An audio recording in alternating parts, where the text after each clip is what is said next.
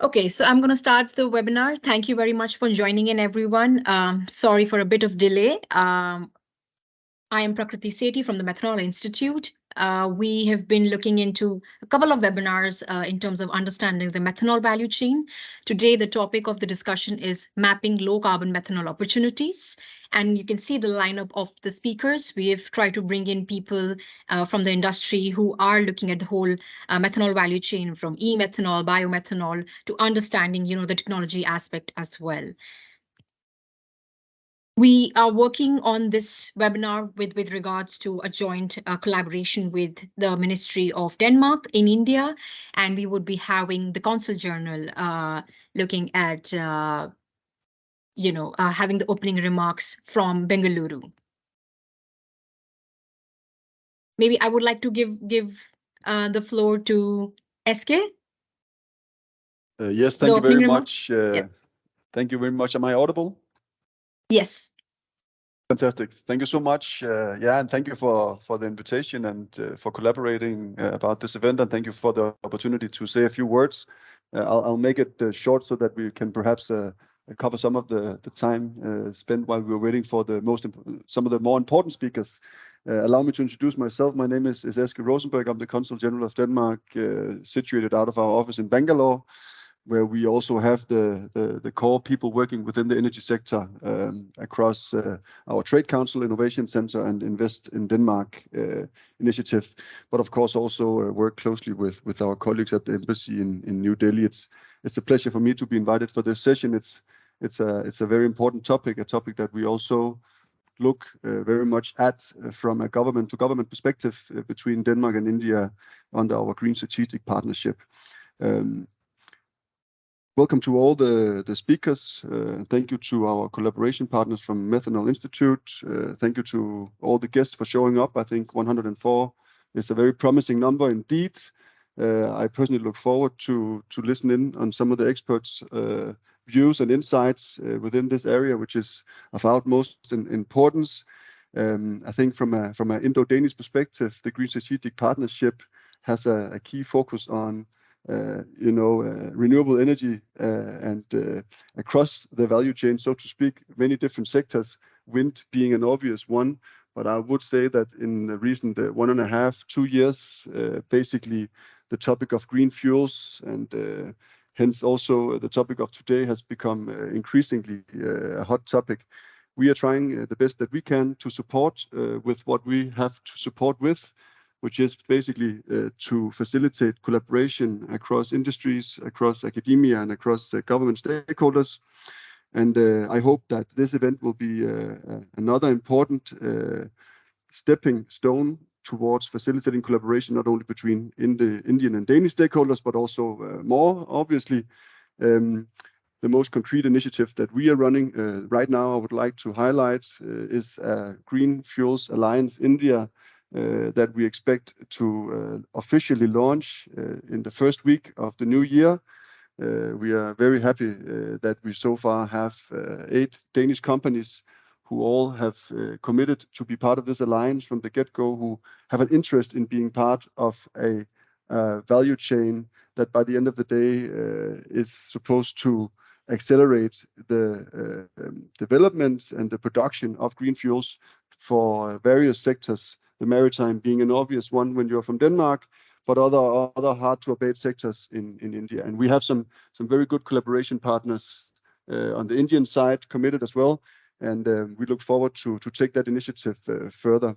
And we would be very happy to take dialogues with anybody about how to be a part of that, which we will put a lot of energy in, so to speak, in the years to come. With those few words, let the real experts talk. I'll be quiet for now, but thank you once again for the collaboration to Methanol Institute, and thank you to the speakers for showing up, and thanks to the rest of the 100 people who have zoomed in on this for listening in and hopefully engaging actively. I look very much forward to the next hour or so. Thank you.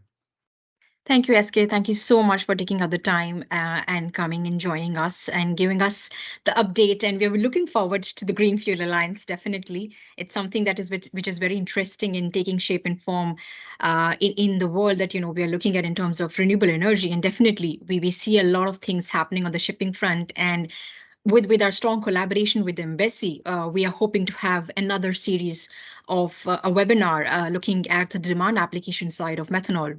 So thank you very much. Moving forward, I would just like to give you a brief background in terms of who we are for people who don't know about Methanol Institute and what the webinar is going to look like.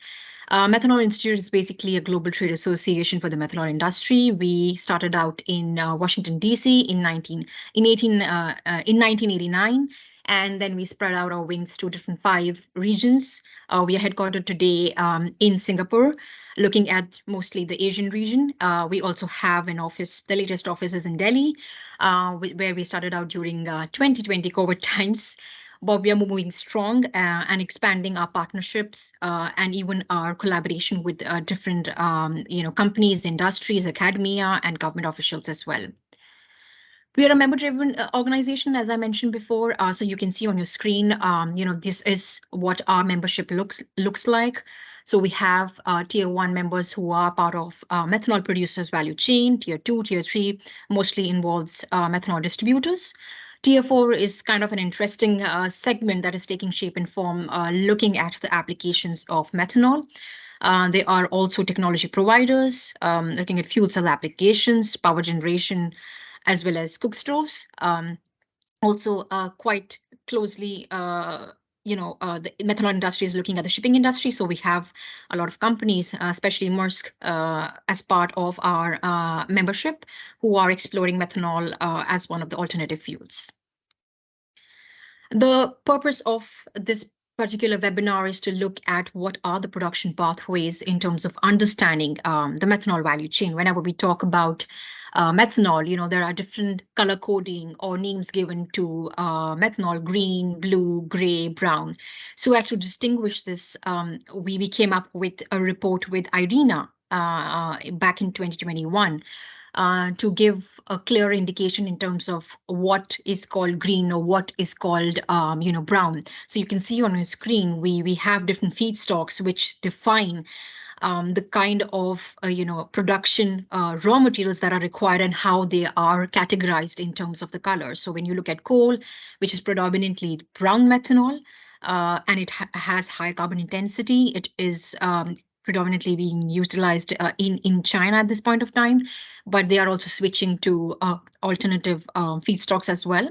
Natural gas, which is looking at the Middle East mostly, the grain methanol, and most of it, which is widely being produced at this point of time, is gray methanol.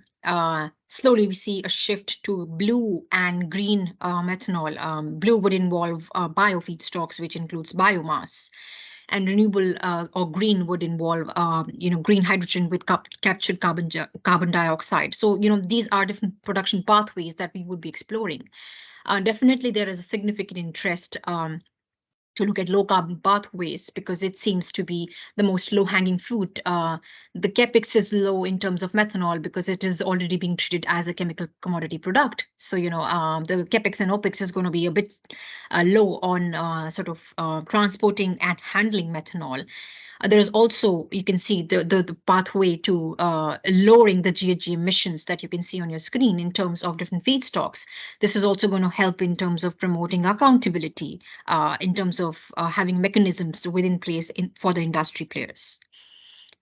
I think without further delay, I would dwell into the speaker presentations and would invite Martin. Unfortunately, we do not have Nicolas due to, he had some travel scheduled plans last minute. So we have Martin, his colleague, to join in. I would request Martin to unmute himself and the floor is yours. Yeah, thanks. And thanks everybody for listening in. Yes, as you say, I'm not Nikolaj Knudsen, but I will do my best to fill his shoes. I've been working in Haldor Topsøe for around 10 years, mostly on ammonia and methanol processes with a chemical engineering background. So Haldor Topsøe is a Danish company. We have our headquarters here close to Copenhagen. It is Topsøe is a company that is, you can say, born out of catalysis and surface chemistry, We have catalysis manufacturing sites here in Denmark and in United States for a range of products, methanol, ammonia, hydrotreating, hydrocracking, sulfuric acid. And at the same time, we are a company that design and do engineering of these processes, which is quite unique in this industry. So one of the few that can actually both design a plant and at the same time provide some of the key components in these plants. The company dates back from 1940, so we have been in the industry for very long. We're one of the biggest licensors in a range of these relevant Power-to-X you can say related products in traditional ammonia, in renewable fuels. We're very large, and we're also one of the biggest licensors in methanol, which is what we will dive a bit more into today. So if you can change to the next slide, Brigitte.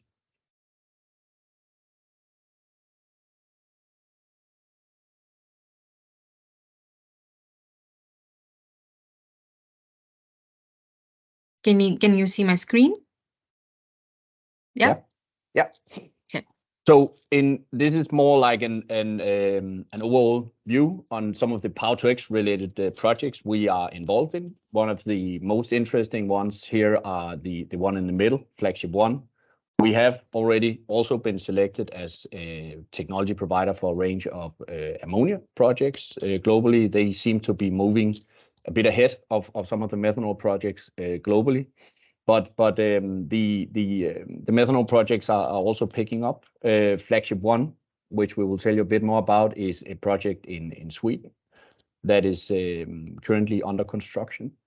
Maybe also the first ammonia project is worth highlighting here, which is the first. It is ammonia project, but it's the first project globally that will be built with SOEC electrolyzer technology. The project here on the left is also ammonia, but it's still worth mentioning in this forum because it's going to be one of the first loop that is built in a dynamic manner, so it can operate in island mode and respond to fluctuating power supply from windmills and solar panels. So yeah, jump one more ahead. So Flagship 1 is in Sweden. It's a 150 ton per day methanol plant. Topsøe is providing the methanol loop.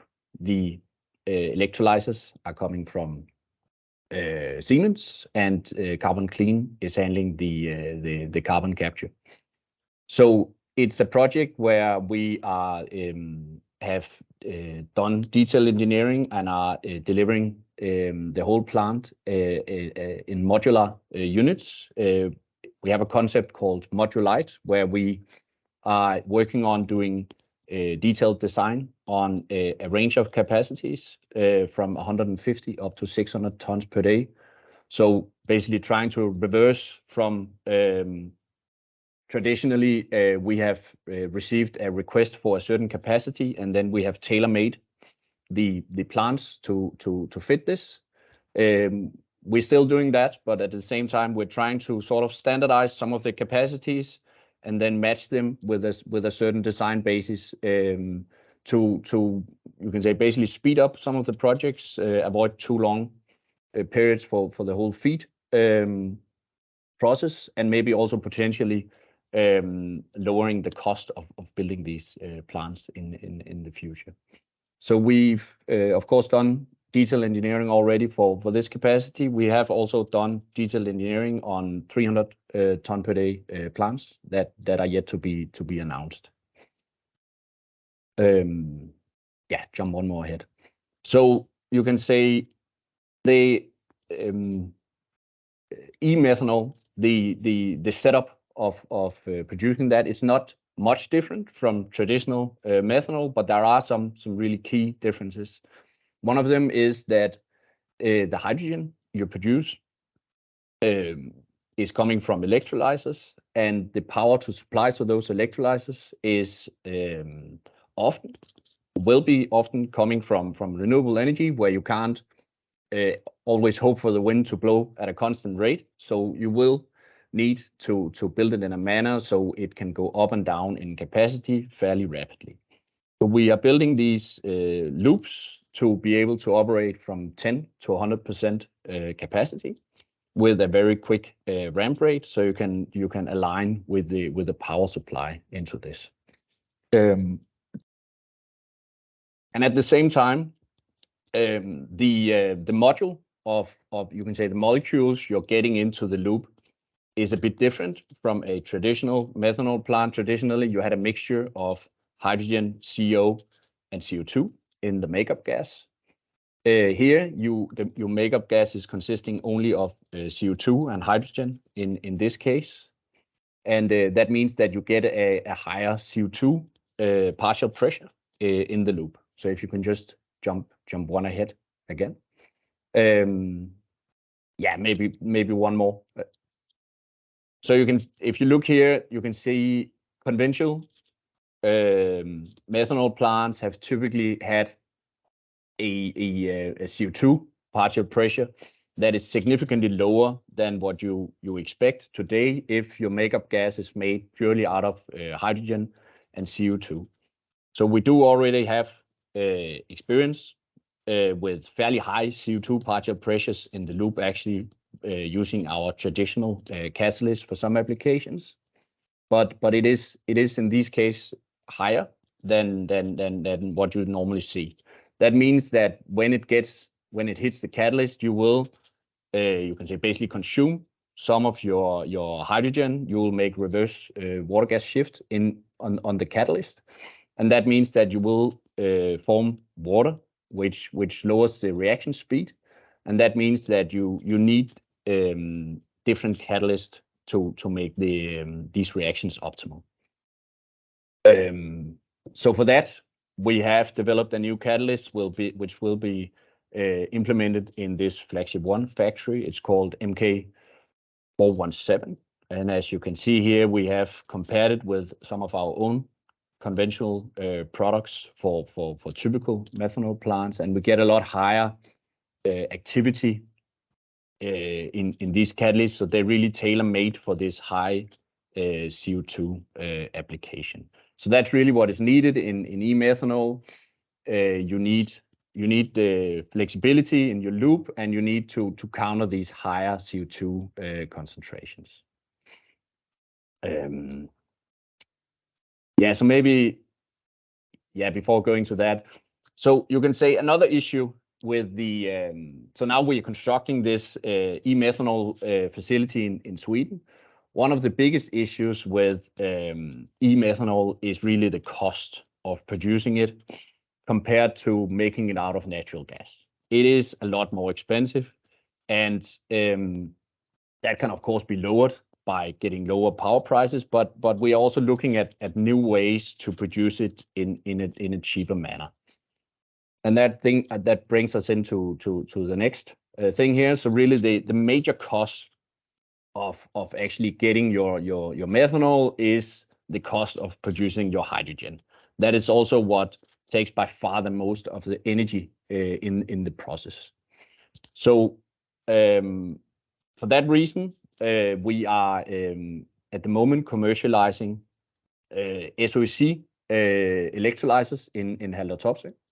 It is a technology we have done research on for the last more than 30 years, before I was born even. The original aim with this was to make SOFC fuel cells. That was changed a bit around 10 years ago. It's still, you can say, the same process, but we changed it to focus on electrolyzers because we could see that this power to X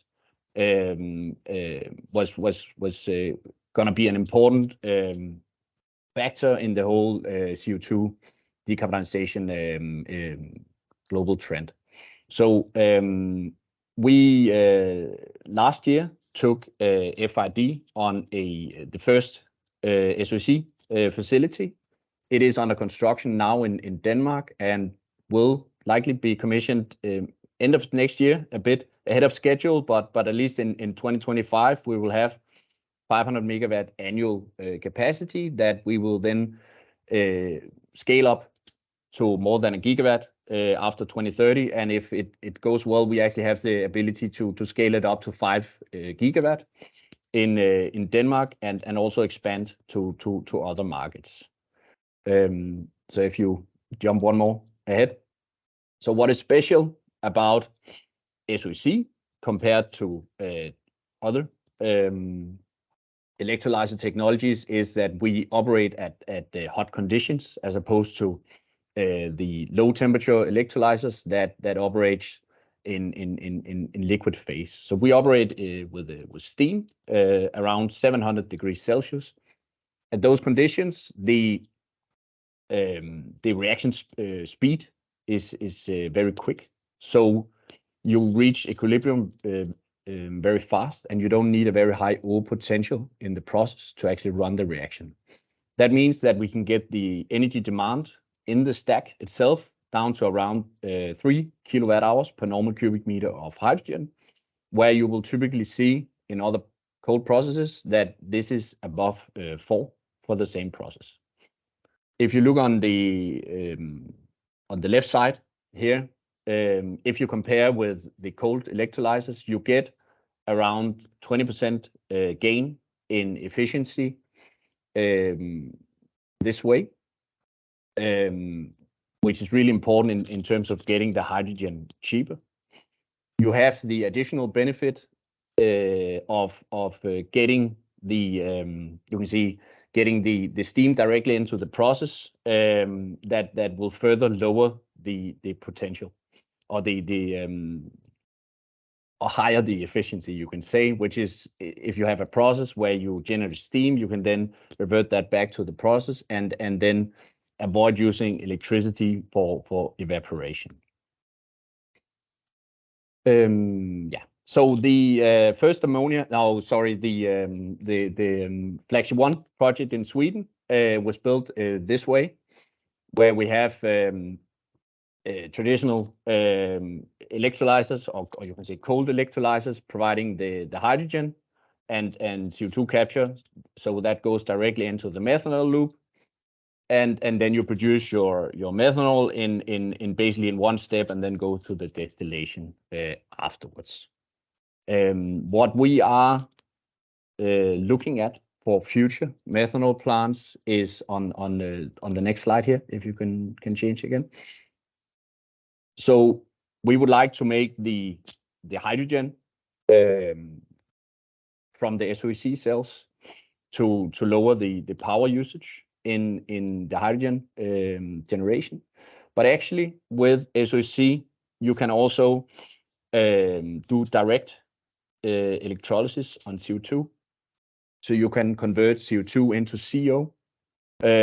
We already have some references for small units to generate CO in the United States on that, but by doing that, you can actually reach a better module for the methanol production. So you will get a much more aggressive makeup gas by having a mixture of CO, CO2, and hydrogen instead, which is actually more like what you have in traditional natural gas-based methanol plants.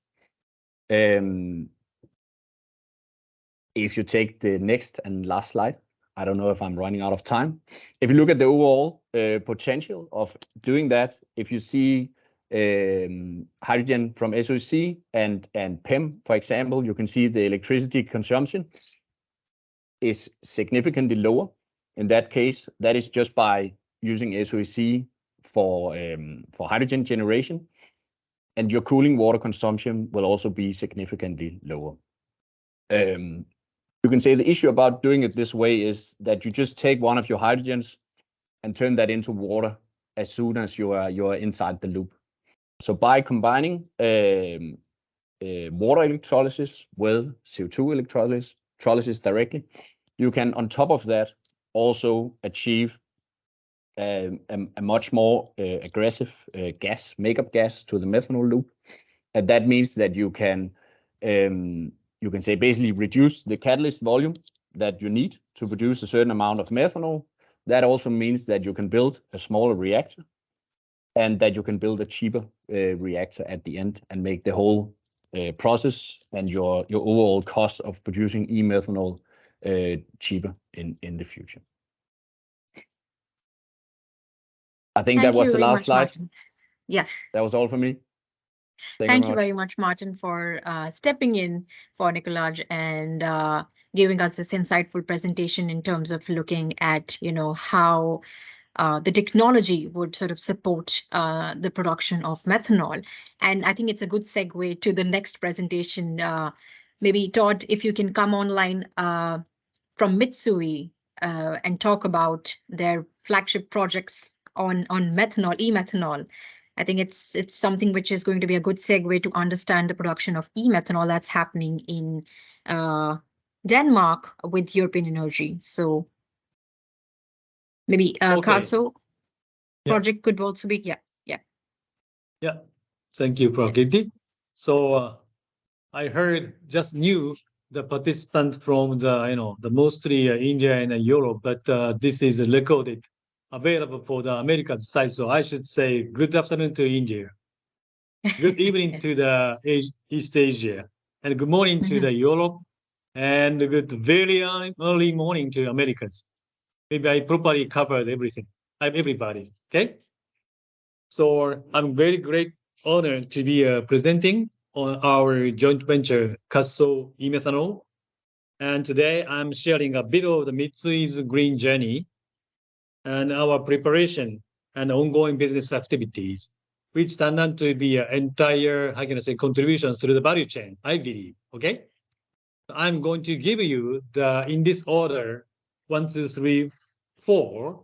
Then you can have a certain set of the information at high level. Okay, please go to the next slide. Yep. So before getting into the e-methanol, I would like to show you what is Mitsui very briefly. Okay, we have very much wider scope of business coverage, like this way, operation segment upside, by leveraging our unique capabilities as a global investment and a trading company. Okay, and combine the power of extensive worldwide networks of partners to truly meet the needs of our customers. Okay, and myself is you may have read my introduction on the email, so I just skip into that. But I just want to make sure that my position here is I have triple functions. One is a Mitsui employee and the chair of policy committee in Methanol Institute. And also this year, I am a member of the carbon recycle roadmap review in Japan, Japanese METI, okay? And led the Caso project and also US fairway methanol project. Yeah, let's go to the next slide. So this is our business footprint in the e-methanol and methanol business. Okay, Mitsui has right-hand side. Mitsui has 2 methanol factories through joint venture with each reliable partner. One is in Saudi Arabia, upper side. Another one is bottom right in United States with Celanese. Okay. As you can find, both units have been working on sustainable operation in one way or the other, especially for the US plant. We are ready to provide, and we are in the market of the biomethanol already, having a certification both EU and plus.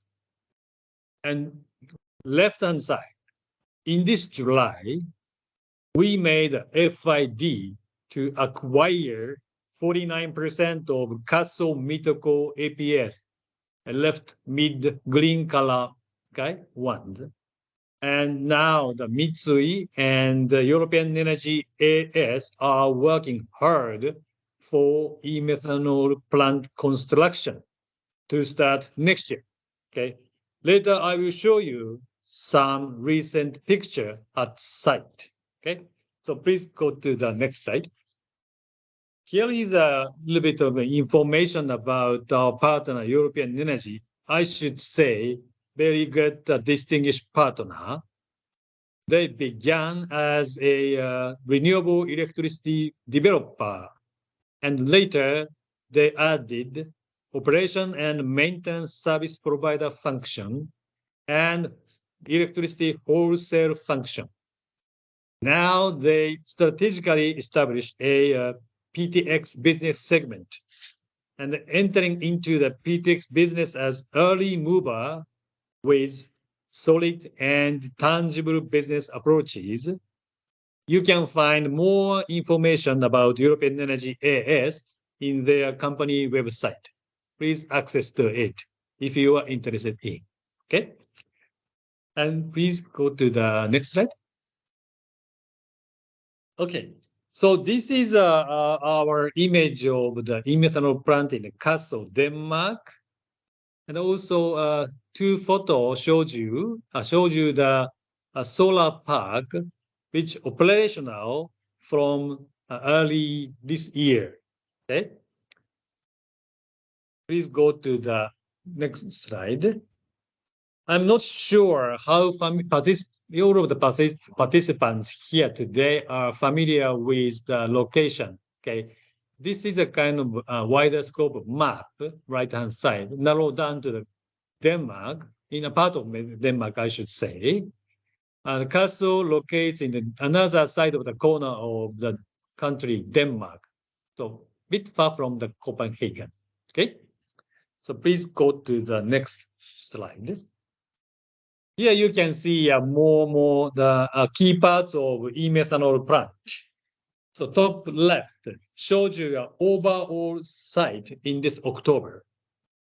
Lower 4 pictures shows you a series of construction development. So today we are on November 22nd. Oh, we are on November 22nd. Now all 3 electrolyzers have been already installed and well covered by designated houses. Also the CO2 storage, its tanks have been also already installed at site. So it's being developed like this way. Okay, please go to the next slide. Okay, this is maybe an interesting part of the business here today. So this is the very high level of the features of e-methanol Kassel.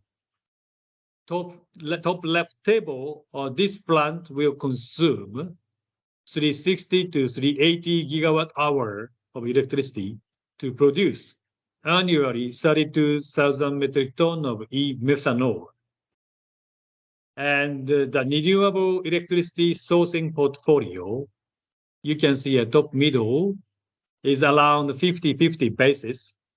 Half of it it comes from the own solar park, and the rest of the half is from the grid.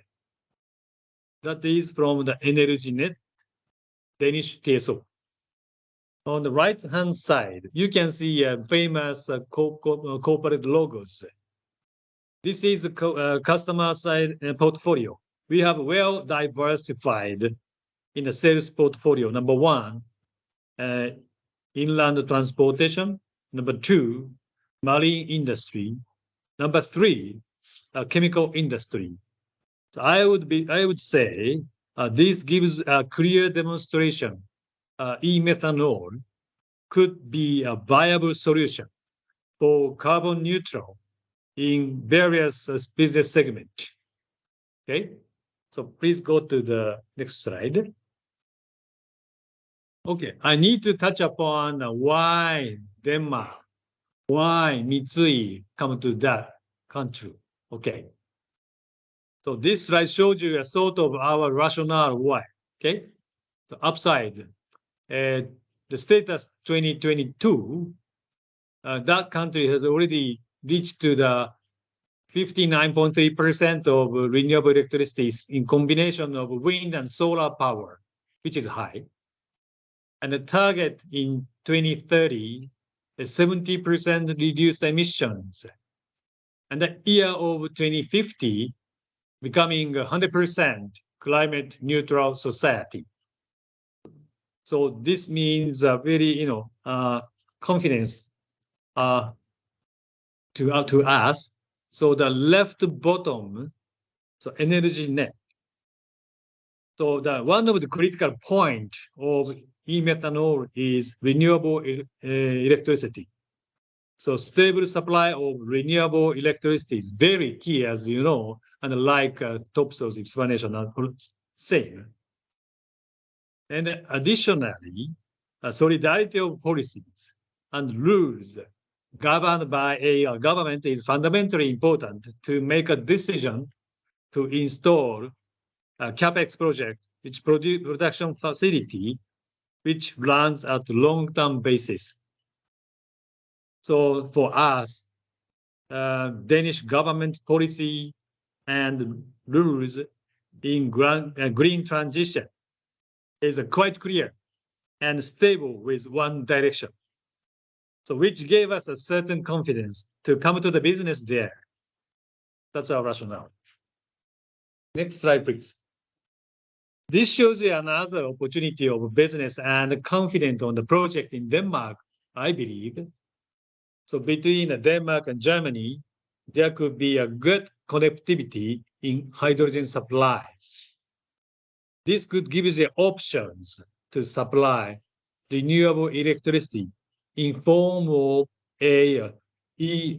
methanol and hydrogen. Okay, so up to here is talk about e-methanol and our rationale. From here, in 3 slides, including in this one, I'm sharing Mitsui's one of key strategic initiatives in our midterm business plan, saying global energy transition. So providing optimal solution through each product value chain in this slide, eyeing both stable energy supply and climate change actions. So you can see the middle part of the line starting from the left-hand side, renewable energy power generation, changing the form, like next generation fuels and energy. A example is methanol through the value chain, infrastructure and the logistic terminal, value terminal point, then distributing to the mobility like methanol, dual fuel engine vessel. So this is one of our way of the business. And go to the next slide, please. Oops. This is mixing with the top sheet. I don't know. Later I will fix it. Okay, and keep going. Okay, this one. No, I will keep going means keep going on my presentation. Please back to one slide. Yes. So other than the methanol, in FID, recently Mitsui also made a FID on 2 business with partners. One is so-called HVO, hydrogenated vegetable oil, and also RNG, renewable natural gas. So one is in Portugal. The RNG is in USA and Canada. So these are also our concrete actions after e-methanol announcement for now. So we are also considering some more in various ways. Okay. Then please go to next slide. So this is another example of what we can do or what we are going to do. So shipping business is one of our core business. And I'm going to give you another example, one of, contributions in this way. So shipping business, we are involved in equipment supplier, provider, and coordinating with the shipyard to make a new ship. And also we partly own in a Chinese shipyard an upside.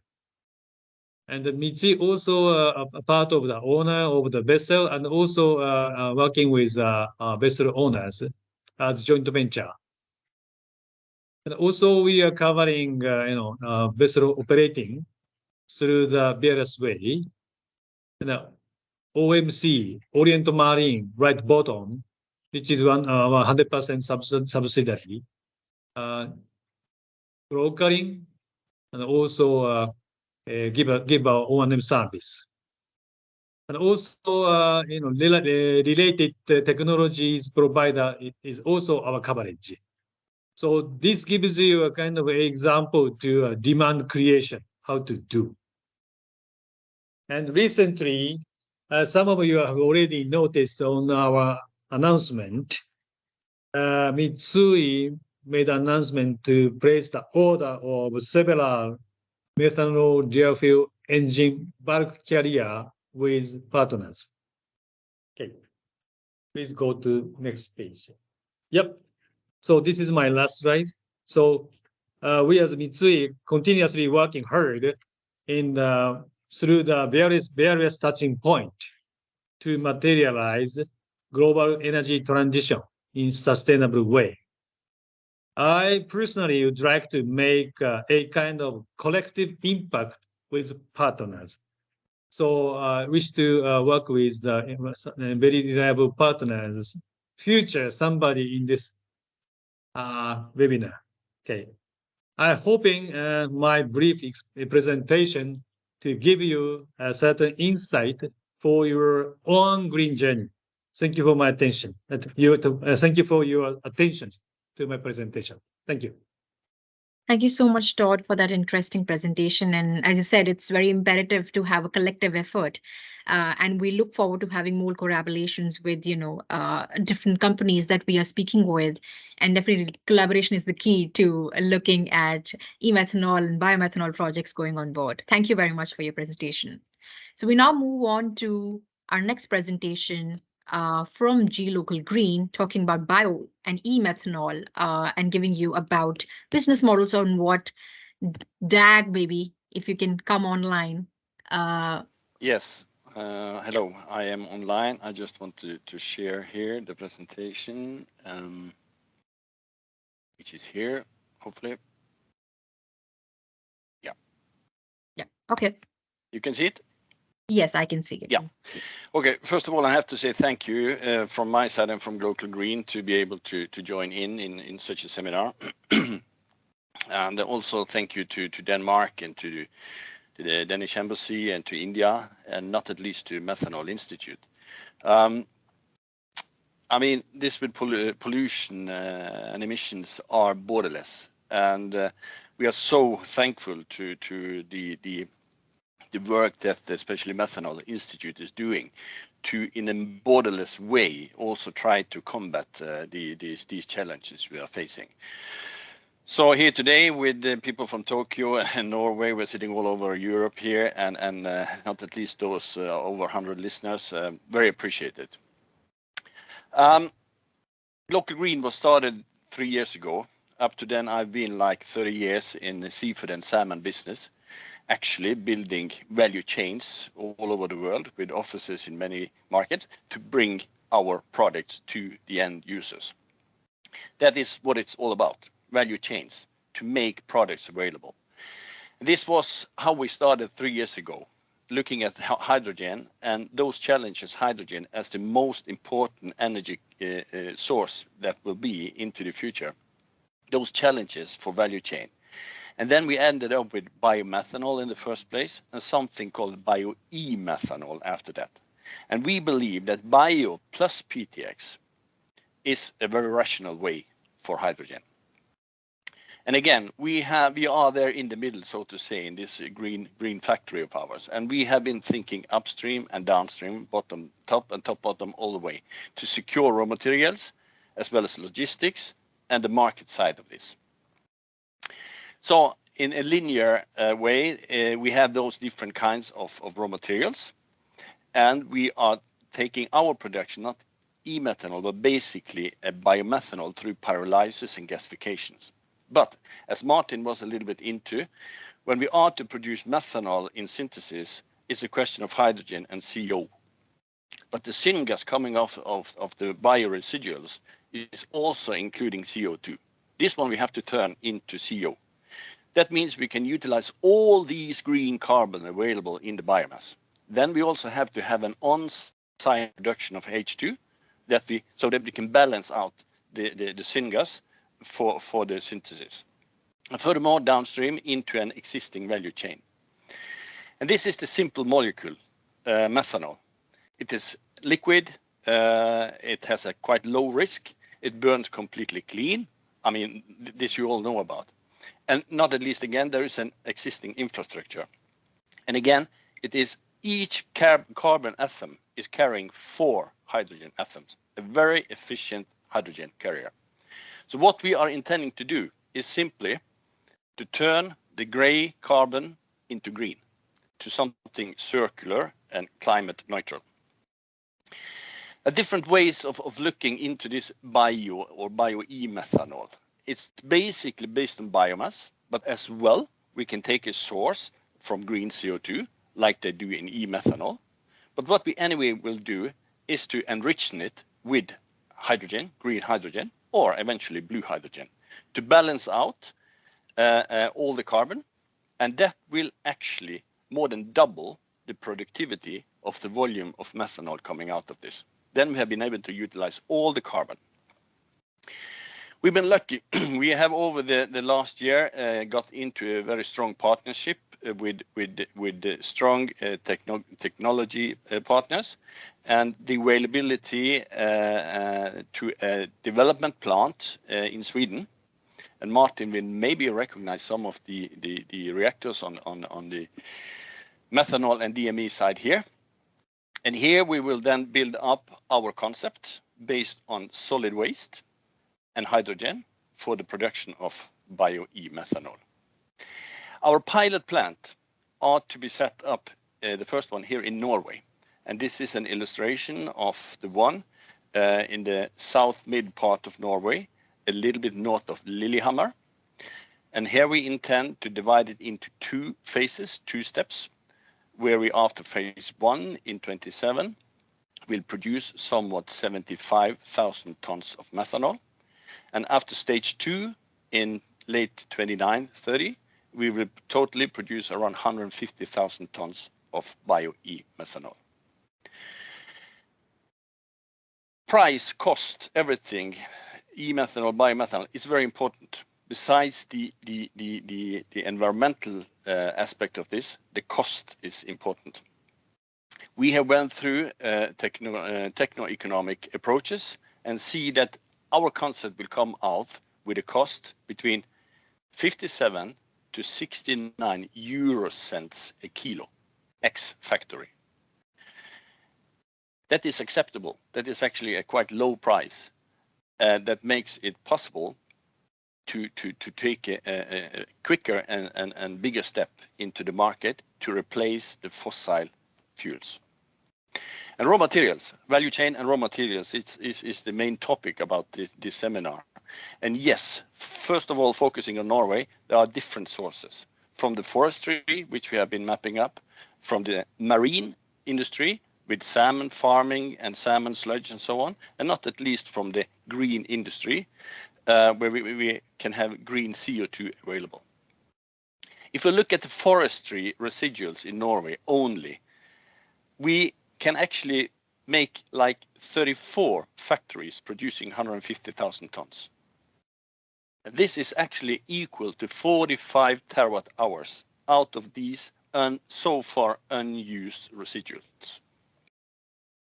In a holistic or global perspective, and these numbers are taken from Methanol Institute and this report Marine Methanol, and we put in a context related to the energy needed in the global maritime industry, there are actually already in 2020 raw materials available for like 7.5 times the energy needed. We will not be alone, the maritime sector will not be alone to use these green raw materials, but just to put it in a perspective.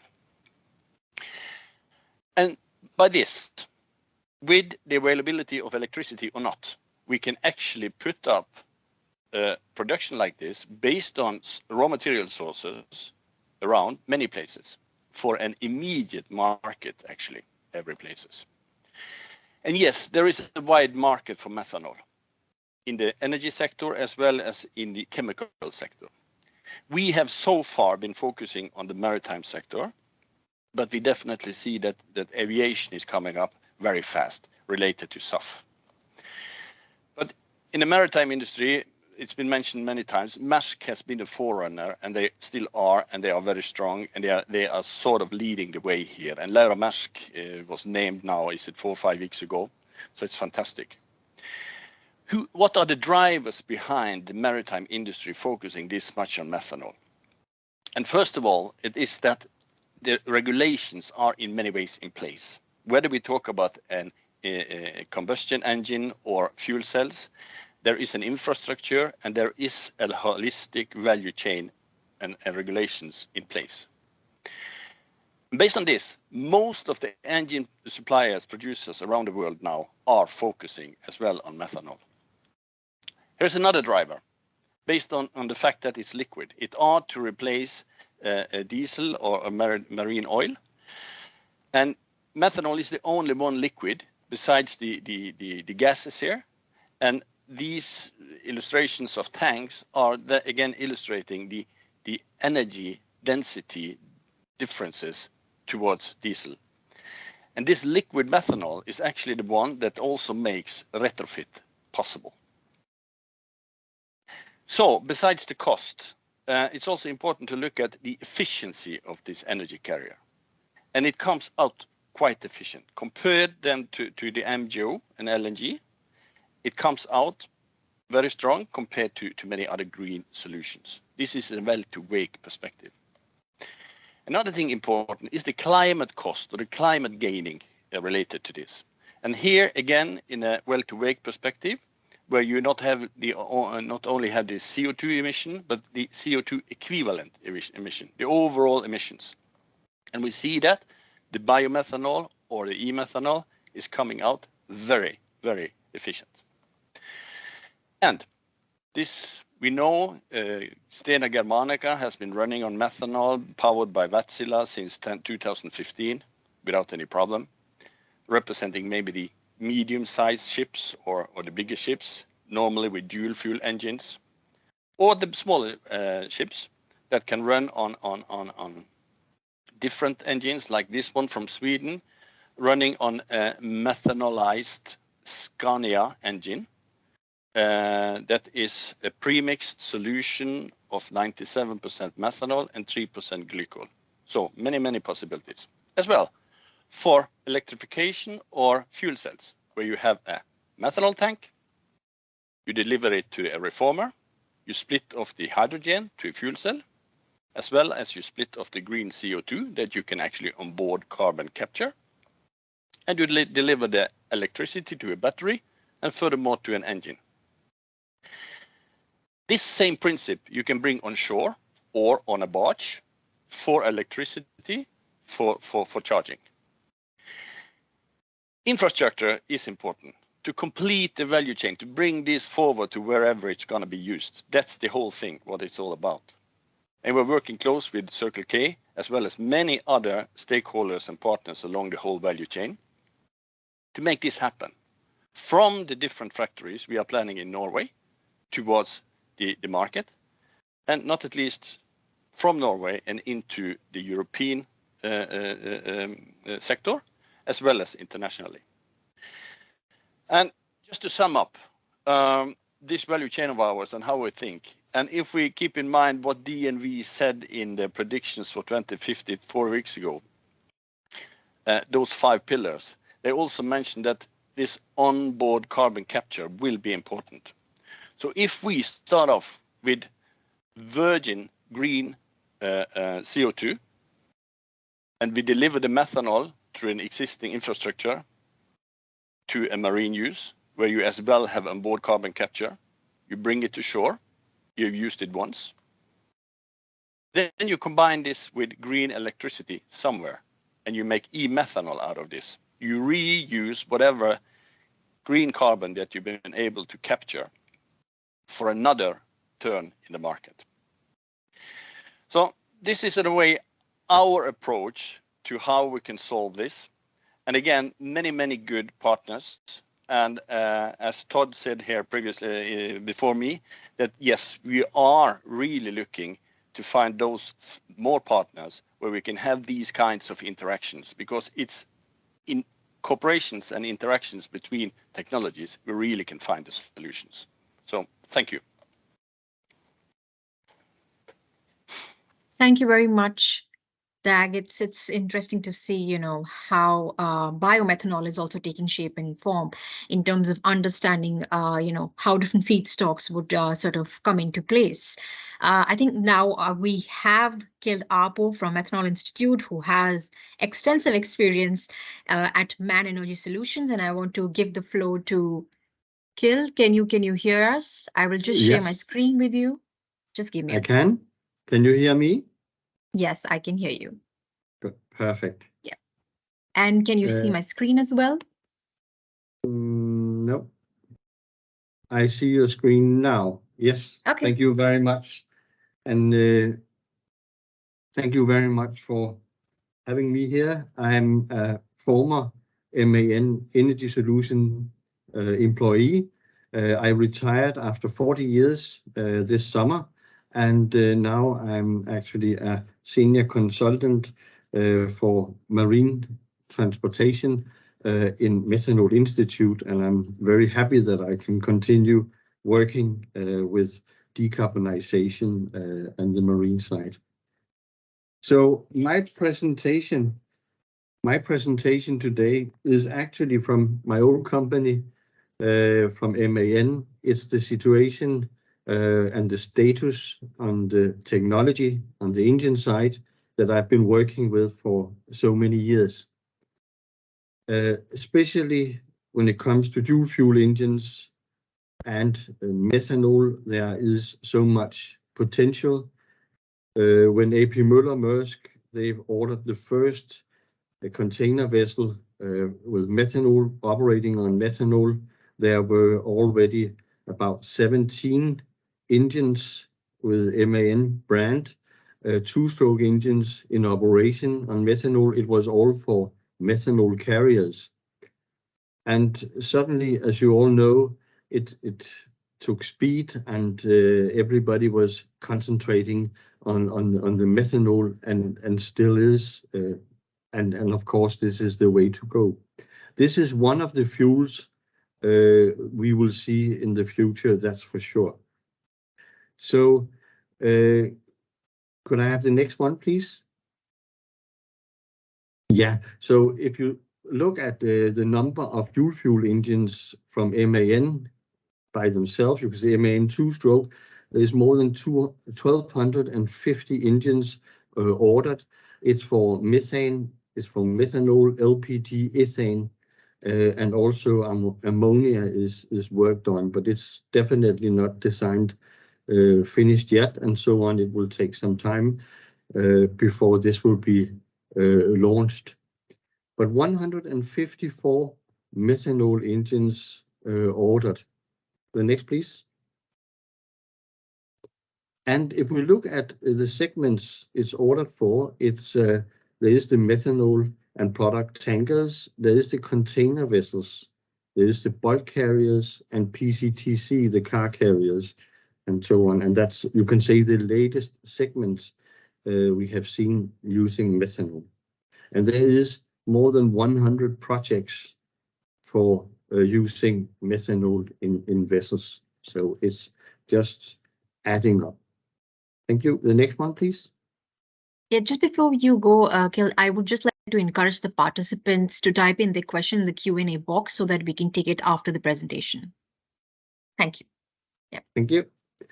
Also here you see that 30% of the total new building project pipeline is actually with methanol, and you can see the share here with containers, bulkers, tanker, general cargo, and so on. Please, the next one. I think we have been through that one, so I think you should skip that, and also the next one. Also this one, we have been through that.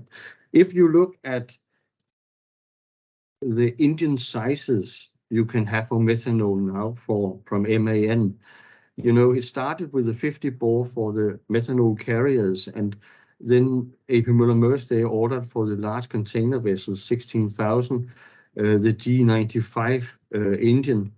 And there was a skepticism in you can say, in MAN. We were not sure that there would be so many orders as we have seen now. But shortly after agreeing to designing this 95 bore and this 95 centimeter in diameter, then the G80 came into play, the G70, 50, 45, and suddenly we had almost a full program, you can say, for using methanol. Next, please. See, it's the use of methanol on board is very easy compared to the cryogenic system with gases and so on. You have a low pressure supply on 13 bar in your external supply system. You are injecting it on the engine into the combustion chamber at 600 bar. You have a pilot oil which you inject first. It ignites, and then you inject the methanol directly into the burning flame. And you can operate on methanol from 10 to 100% load. And it has not even the same efficiency, it has a higher efficiency that you normally see on the diesel engines. That has something to do with the compensation for having a lower NOx level compared to the normal diesel or single fuel engines. The next, please. This is just to show what is added on to this existing normal diesel fuel oil engine. You add an extra fuel injection system for the methanol. You see this orange, this is a double wall piping. You have sniffers for safety to ensure that if there is a leakage on the inner pipe, then you will detect it, and you can just momentaneously, you can change to operate on diesel until you have everything repaired again and so on. There is so many hazards investigation that have been made before the introduction of this methanol engine, which was on first time in 2016 on sea trial for a methanol carrier. So there's a lot of experience out there now. And based on the hazard investigation made with classification societies, it was agreed with a flag state that it could be introduced in the market for this customer and operate without actually having the IMO normal regulation and guidelines for fuel gas supply system for low flashpoint fuels like we have here for methanol. The next, please. This is just to show, and I think this is quite funny. It's again, if you look at the left and the right side, it's about the fuel injection system for methanol. On the left side, you see an injection valve. The weight is about 120 kilo. You know, volume based, you need about twice than you from normal diesel. That means a lot more volume is, or double volume is injected into the combustion chamber. Next, please. In order to fulfill the tier 3 for NOx in according to Annex 6, then we can use different methods, technologies. It could be an SCR from Topsø. Actually, the first one we installed in two-stroke engine was from Topsø back in the late 80s. We can also use exhaust gas recirculation system and someone which is also one of the technologies. And today it's very seldom you have vessels coming out without being able to also be in compliance with tier 3. The next, please. We also, that was while I was still in MAN, working for MAN, together with Methanol Institute and a yard, we actually make this comparison of the price for a full ship. If you take, you can say, the index 100 for normal single fuels, you will see that if you have this same ship operating on also on methanol, it will cost about 10% more in investment in OPEX, and no, in CAPEX. And if you had it for LNG, it will be 22% more for the whole vessel. And this is, again, you can say the cryogenic systems are more complex, and they are also more expensive to introduce to the vessel. The next, please. This is the simple, and I'll not go in detail here, but a simple fuel oil supply system for methanol. You have a tank, you have some, and again, it's 13 bar system. It's not high pressure in any way, and very, very simple and known technology for many years. There is already a number of companies who can supply such a unit, you can say, to the yards. Next, please. Yeah, then there is also the retrofit, and that is really coming up in focus. Retrofit is to take an existing engine on a ship, actually taking off part of the top of the cylinder and putting in what I showed before, this new injection system for methanol. MAN have already retrofitted 19 vessels. It's for LNG. No, yeah, one for LNG, one for ethane, and a big number for LPG, and it could also be methanol, and this is what we will see in the near future. The next, please. This is just selected orders from 2023, 15 plus 45 of the big ones, the 90 bore engines, and also for AP Møller, it was 95 bore. So it's C-SPAN, Hapag-Lloyd, AP Møller, some of the very, very big operators and also big consumers of energy that actually are taking the lead again, which also make a big difference for the environment in the future. Thank you very much. That was the word from my side. Thank you very much, Gild. And we now sort of move on to the Q&A session. I think it has been an interesting discussion in terms of looking at the whole holistic overview of production pathways, also from a technology perspective. So I think we do have a lot of interesting questions coming on board. But I think just to open the floor, and I believe this is a very generic question that we also sort of get from the industry and different officials. I would like to open the floor to all our presenters, and if anybody wants to take this question, how do you see low carbon or renewable methanol sort of be the bridge to the green hydrogen economy? Because there's a lot of discussion around green hydrogen economy discussions, plans, and projects on board. But do you see this as one of the transition, green methanol or renewable methanol or even low carbon methanol as to be one of the transition to or a bridge to green hydrogen economies?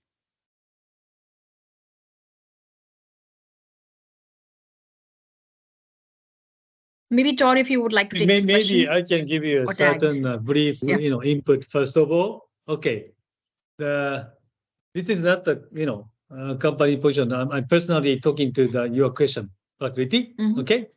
Yeah. So the word of bridge, the word of the transition, maybe is not how can I say, reflecting or covering a whole situation to the end.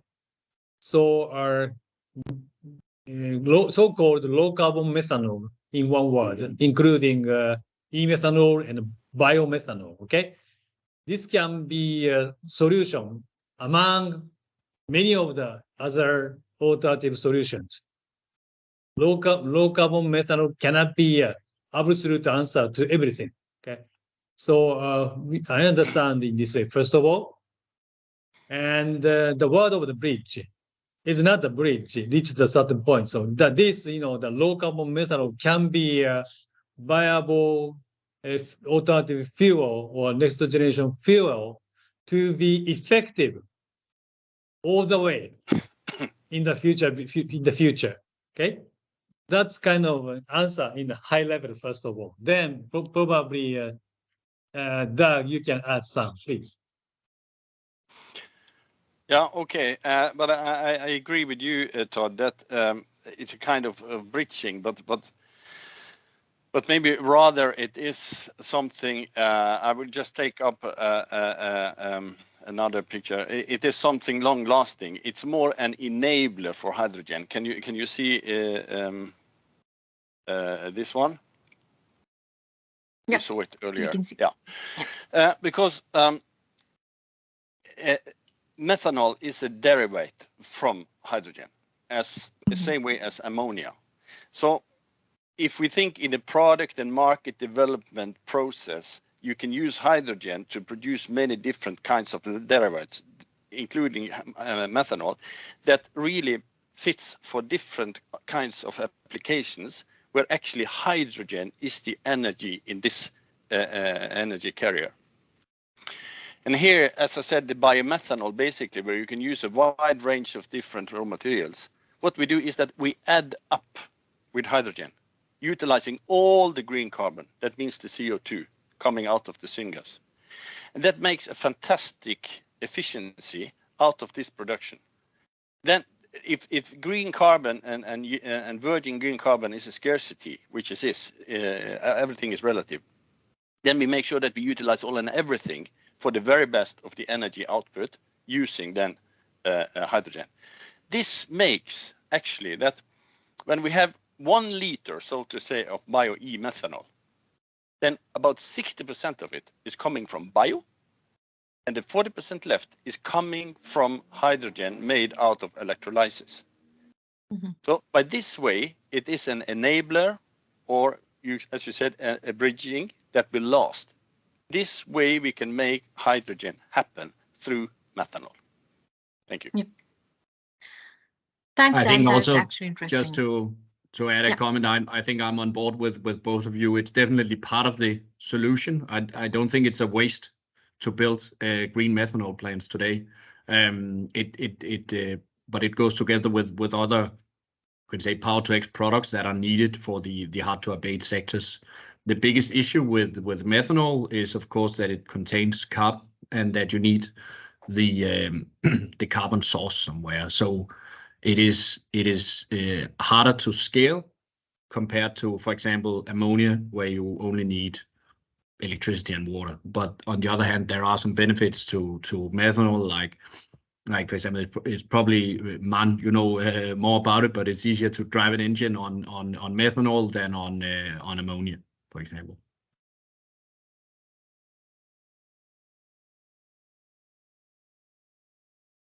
Maybe Gil, you want to add to that?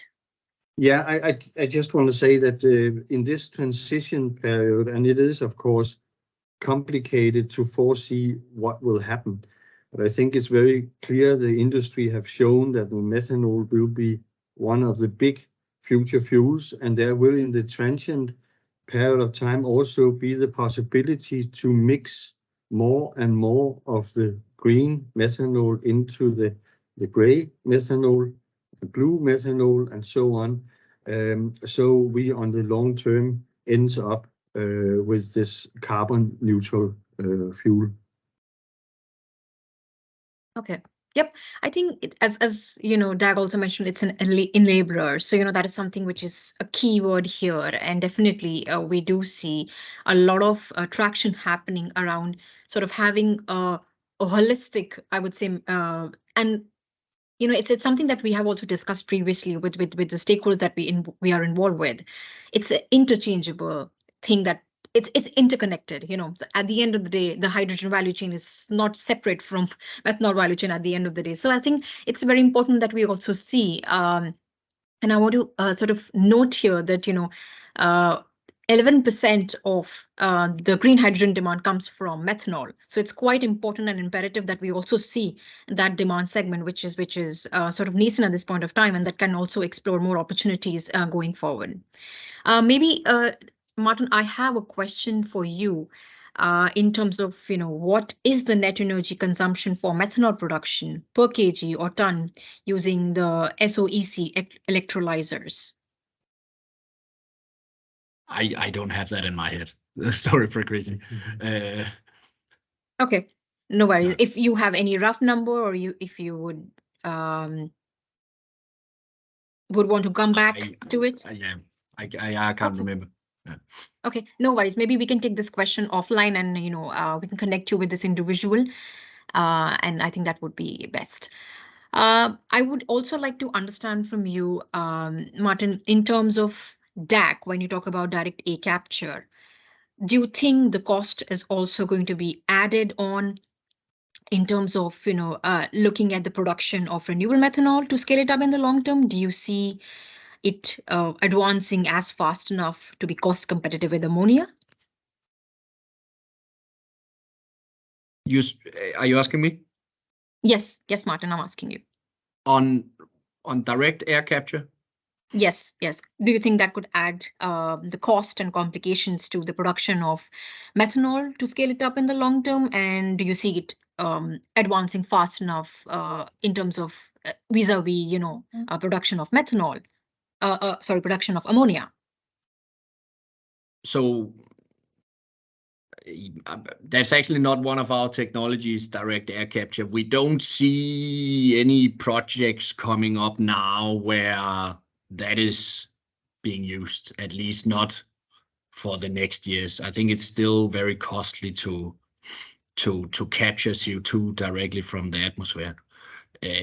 We see only projects where there is a point source of CO2, and there are so far plenty of those. So I think until there's scarcity in CO2, it's going to take a while before that becomes necessary or relevant.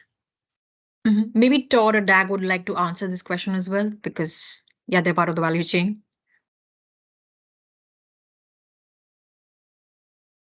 Excuse me. So please recap the question once again. Yeah. So in terms of the direct air capture, do you think this could add to the cost and complications of production of renewable methanol in the long term to scale it up? And do you think, it is going to advance as fast enough in terms of, to be cost competitive with ammonia? Okay. So sorry, I have leading through the questions, up. So that's why I like to recap the questions. So I don't have any of the clear numbers in my mind on top of my head, but this is one of the again efforts to make it that how can I say reasonably competitive level of the every single input and the production rationale or optimization. So any number as of today gives you a image or a feature, but this is not the final. So you need to find any better solution to make CO2 through the direct air capture. So United States, there are a couple of the commercial DAC production is going to start, so we can see more. Yeah. Sorry, I don't have any good answer to that specific questions for now. Thanks, Todd. Maybe Dag, you would like to continue? Oh, you're muted, I believe. Sorry. No, I just can add up to what the other guys said. That you have to keep in mind that this molecule is actually the same wherever it comes from, and there will be a lot of different technological pathways towards that molecule. The only thing is that we have to make it as green as possible for the replacement of the gray one. And I think that I see different other questions here, whether biomethanol can cover it all and so on and so on. No, it can't. And that is why it's so important to keep all these different pathways and to even interact them if possible, because they will all end up somehow in the same pipeline and in the same tank as the same molecule for propulsion of a ship or whatever it should be. So that can enrich the ability for us. Yeah, yeah, that's true, actually. Thank you for, putting that light into that in terms of understanding, how DAC would be something in the long term could be utilized. But I would move to the technology aspect and move to Kild. We have a couple of questions for you. So what exactly or how is the progress of conversion of MAN engines, and when we can expect the same modification to be offered on MC engines? The MC engine, and just to specify that more in detail, is the mechanical engine where you have camshafts and it's not hydraulically activated and electronically controlled. It's from MAN, there is so far no expectation that they will develop dual fuel engines for the mechanical engines. And MAN have about 22,000 two-stroke engine out in service, and about 2/3 of them is actually mechanical engines. So, but all the engines sold today is electronic controlled.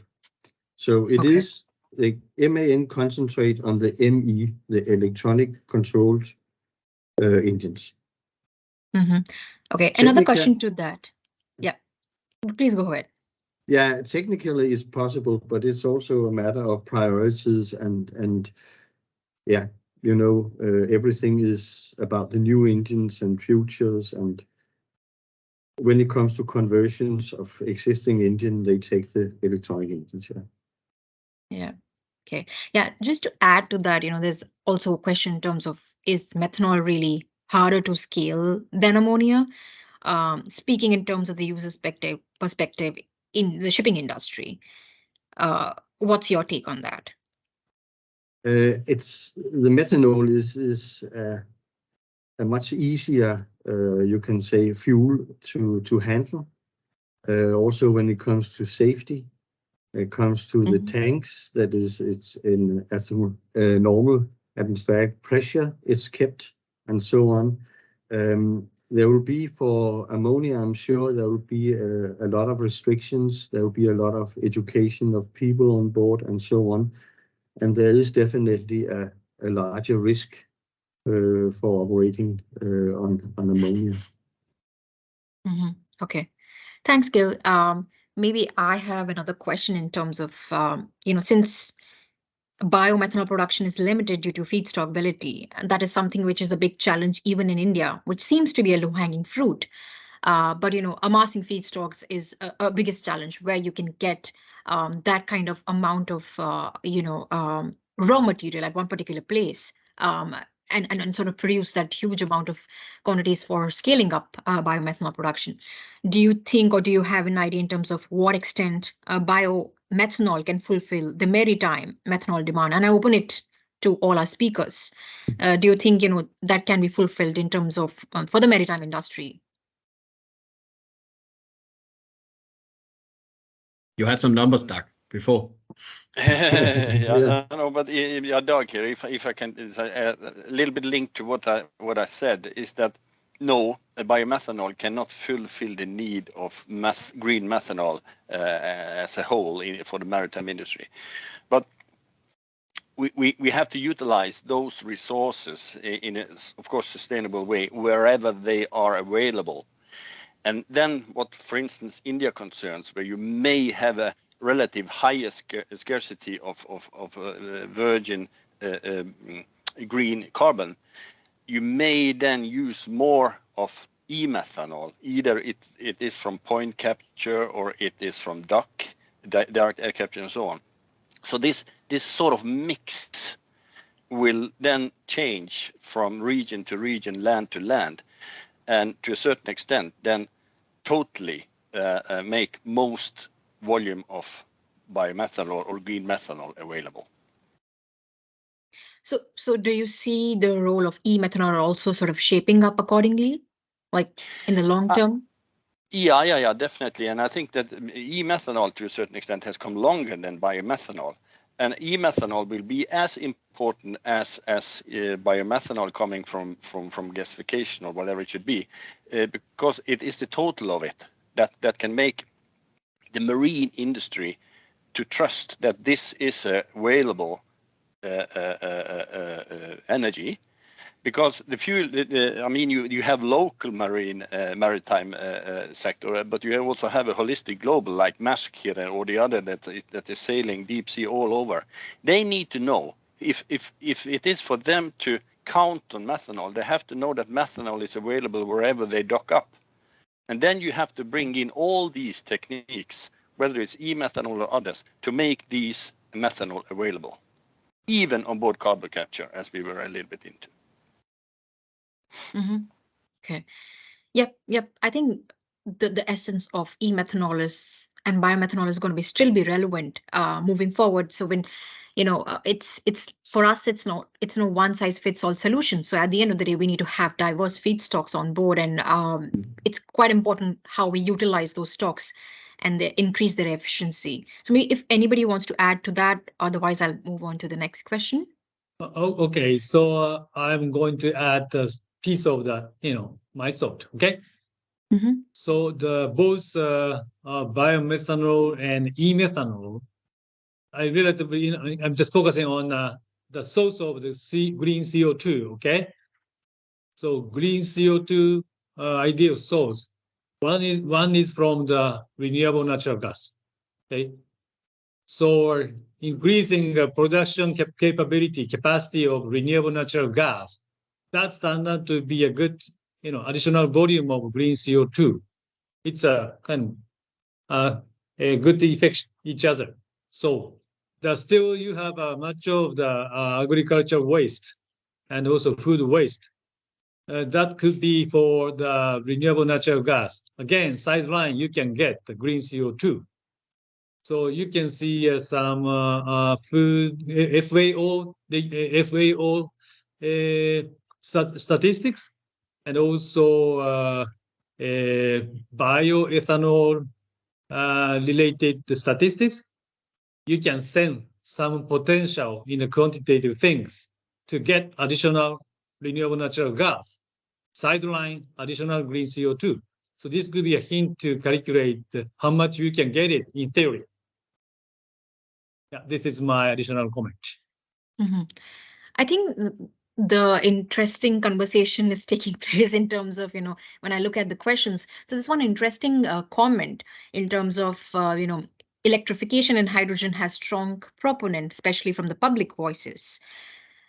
Would CO2 neutral fuel proponents be equally clear that it is important part of the end game after the energy transition and not a bridging solution? So do you think renewable methanol could equally be important part of the end game as well and not just a bridging solution, which is quite important that we address this as well, like in the long term? Eventually, it will play a part in bridging and be an enabler, but at the end of the day, would it be important part of the energy transition as well, after the energy transition as well? If I can add a comment on that, I think it will be. One thing is, of course, using it for shipping fuel, but you want to make jet fuel. There are different pathways to that. There are Fischer-Tropsch pathway where you make it directly from CO2 and hydrogen, but also a lot of companies, including Topsy, are working on maturing methanol to jet. So I think methanol will keep being relevant also as a pathway to jet fuel, because until you have flights where you can go on a battery, which might never happen. Yeah, I can add up to what Martin said, is that yes, I'm definitely sure that it will be a part of the long-term energy or green shift, not only bridging. If we put it on stake, I would rather say that the methanol, as we know it from the past, the gray one, or the one in between gray and green, that will be the bridging equipment for us to use to implement the green one. And the green one will down the road take over. And if we see it in a maritime perspective, I mean, these guys today making contract for building ships. Those ships will last for 20, 30, whatever, 40 years. So they are not now making up their decisions for what they will end up using in 30, 40 years time down the road. And that is why we have to make sure that we join together all these pathways to make as much as possible of this yes, definitely important green molecule down the road, because that will make the biggest impact on the environment. And by the end of the day, that's what it's all about. What can make the best impact? Yes. Yeah, I think Good point. that's a very positive point in terms of looking at how we can make, low carbon pathways or carbon neutral pathways is also one of part of the end solution as well. Moving on in terms of more in terms of investments. So I would move to Todd because talking about Asia, do you think how about the investments in green methanol capacities in Asia? How do you think Asia is faring well in terms of Europe? Because Europe is sort of moving up and shape and about, but how about Asia? Okay, it's very simple answer. Yes, it's big potential. Okay, but just recall my presentation. One of my messages there is the very solid rule and regulation governed by the government with one direction.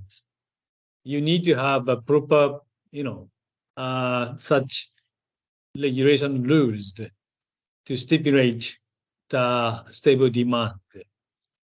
And yes, so currently bunker operation globally, Singapore is the biggest bunkering port in the world still. And obviously East Asia, China, many of the vessels are calling to get the bunker as well. So you need to have it for sure. This is in our scope as well. But again, rule and regulation, directions, that's important. Now Europe has some. That's why that would be our order. Yeah, I think because you have both the perspective in terms of looking at Europe and Asia, and it's a very emerging market for looking at renewable energy. So we do see a lot of projects coming on board. But just to understand from a Danish perspective, or I would say from a Nordic perspective, and as I believe Dak has also mentioned, and even Todd, what were the enablers to look at Europe? Maybe that could also be explored in other parts of the world, not only Asia. What would be the enablers for companies or governments to come on board with such kind of projects?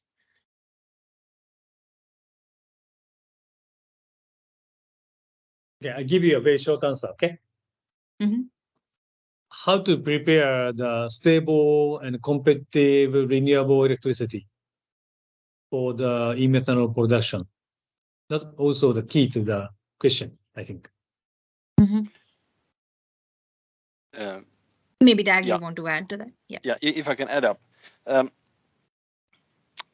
There are many different perspectives important for what will end up as the solution, and there won't be only one solution. There will be several solutions, and we have to give applaud to every attempt for anything, whether it's ammonia, hydrogen, whatever it is. But there are different applications, there are different needs, there are different markets and precautions to take.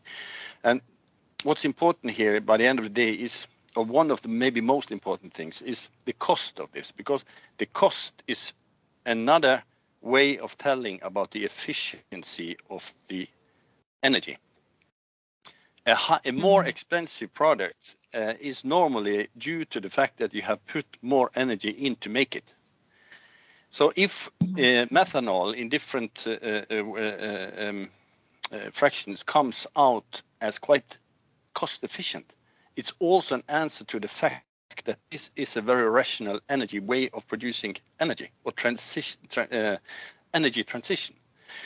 And when electricity, as Todd is saying, whether it's in Nordic or Europe or wherever it is a scarcity, then it's also important to see what kind of product we have in the end of the line and the cost of it, because that is an answer to energy available. Mm-hmm. Yeah. Yeah, I think we are at a very interesting trajectory in terms of how do we manage the energy consumption demands and looking at, transitioning as well. So maybe, Kjeld, you wanted to add something to that? Could I have that question again about the transition? Yeah, so we were talking about, how Asian countries, or maybe, I would not say Asian, but, when you look at the role model of Danish or Nordic companies moving forward with such kind of projects, what are the enablers in terms of, that could be sort of be seen as successes and can be replicated or reciprocated in other parts of the world? I think initiatives like we have seen from AP Møller Mærsk is something which really was a game changer.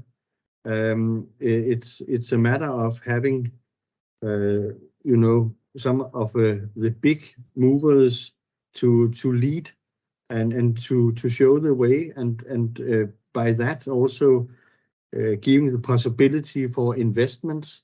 I would say what is extremely important also is all the work going into the green corridors. It's green corridors like from Singapore to Rotterdam. It's from LA to Shanghai. It's so many.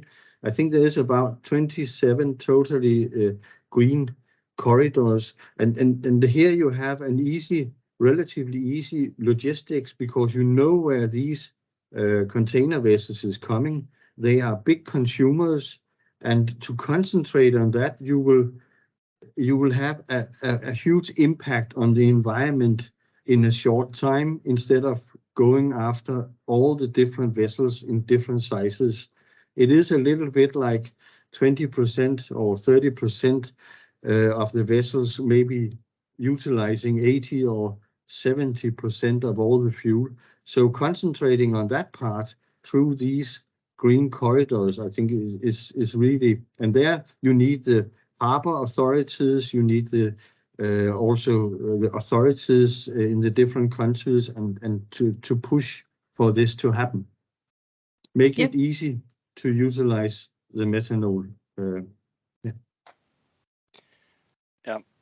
If I just may add up to that, we have to keep in mind that what's been, if not the only, at least the most important energy carrier up to now, that is the hydrocarbon in base of petroleum. That means what are the closest solution to replace that? That is another hydrocarbon, for instance, methanol.